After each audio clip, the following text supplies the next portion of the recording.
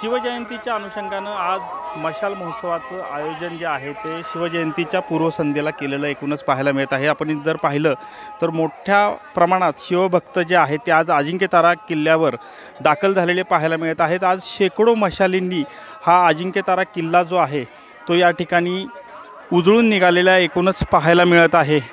खरं तर दरवर्षी म्हणण्यापेक्षा मागील 7 ते 8 वर्षापासून या ठिकाणी जी शिवजयंती महोत्सव समिती आहे या ठिकाणी हे आयोजन जे आहे ते करत असते।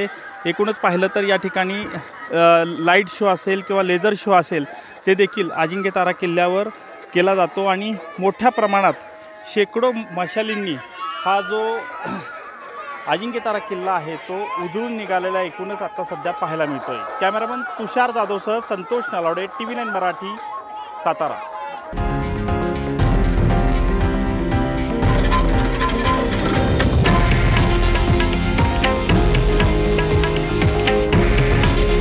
हे आहे देशातील नंबर 1 न्यूज नेटवर्क आणि आपण पाहत आहात TV9 मराठी।